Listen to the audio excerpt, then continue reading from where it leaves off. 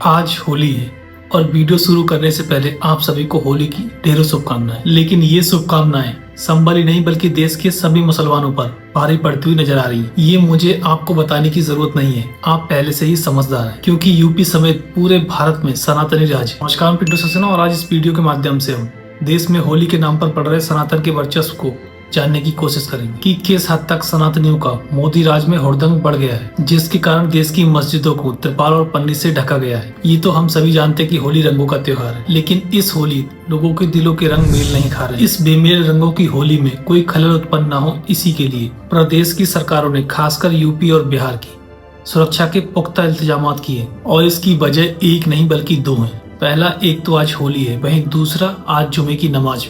कोई दंगा ना भड़क उठे, इसके लिए यूपी के संबल में सुरक्षा के विशेष इंतजाम किए गए। यूपी के संबल में इस बार ट्रिपल लेयर सुरक्षा व्यवस्था की गई। संबल में इस बार 225 सीसीटीवी कैमरे लगाए गए हैं, साथ ही ड्रोन से निगरानी भी की जा रही है। वहीं सुरक्षा बलों में आरआरएफ, आरएएफ और यूपी पुलिस के जवानों की बड़ी संख्या में तैनाती की गई। पुलिस रिस्पांस सेल का भी गठन किया गया। यूपी में पुलिस वालों की 20 मार्च तक सभी छुट्टियां रद्द कर दी गई। बड़ी आश्चर्य की बात कि संबल की 10 प्रमुख मस्जिदों को त्रिपाल और पन्नी से ढक दिया गया है। इनमें जामा मस्जिद के साथ ही लदनिया मस्जिद भी शामिल है। जामा मस्जिद को लेकर तो पिछले साल यानी 2024 में विवाद देखने को मिला था। इसके बाद ही संबल में दंगा भड़क उठा था और फिर इसके बाद जमकर सियासत होती हुई देखने को मिली थी। वहीं लदनिया मस्जिद पर 2022 में रंग डालने को लेकर विवाद हो गया था, जिसको ध्यान में रखते हुए इस बार प्रशासन ने कदम उठाया है। वैसे लदनिया मस्जिद को विवाद के बाद से ही त्रिपाल से ढका जाता आ रहा है। दरअसल त्रिपाल और पन्नी को उन मस्जिदों में लगाने का काम किया गया है जहां से होकर होली का चौपाई जुलूस निकलेगा। और आपको मालूम है कि संबल में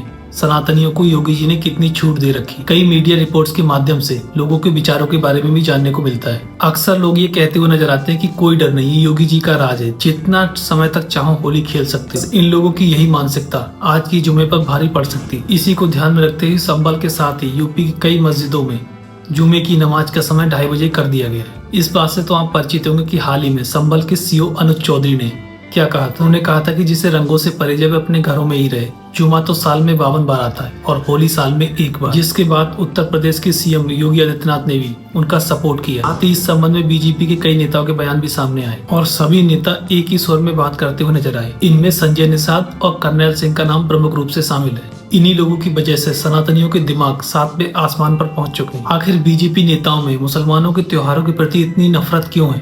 क्यों इन्हें चिढ़ाकर सनातनियों को मजा आता है? क्या होली में हुड़दंग, डीजे बजाना, शराब पीना, अश्लील गाने बजाना, भद्दे कमेंट करना, लड़ाई दंगे करना, खासकर मस्जिदों के सामने या फिर मुस्लिम बहुल इलाकों में अपने सनातनी रुतबे को दिखाना, क्या यही हमारी संस्कृति है? क्या यही हमारा भाईचारा है? ऐसा करके हम सिर्फ 70 और 80 दशक वाले पाकिस्तान की राह पर जा रहे हैं और कुछ नहीं।